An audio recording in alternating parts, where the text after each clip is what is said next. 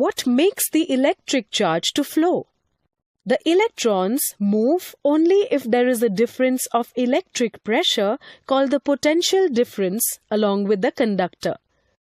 This difference of potential may be produced by a battery consisting of one or more electric cells. Insert the plug key and observe. We can see that the current starts to flow in the circuit. The chemical action within a cell generates the potential difference across the terminals of the cell, even when no current is drawn from it.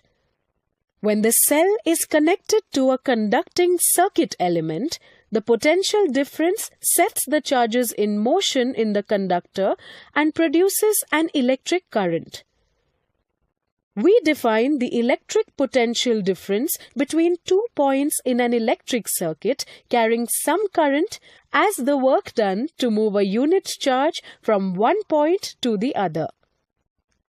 The potential difference V between 2 points equals to work done W divided by the charge Q.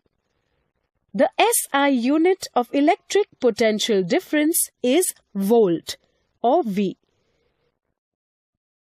1 volt is the potential difference between 2 points in a current carrying conductor when 1 joule of work is done to move a charge of 1 coulomb from one point to the other. Therefore, 1 volt equals 1 joule divided by 1 coulomb.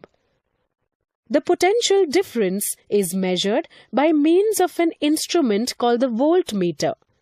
The voltmeter is always connected in parallel across the points between which the potential difference is to be measured.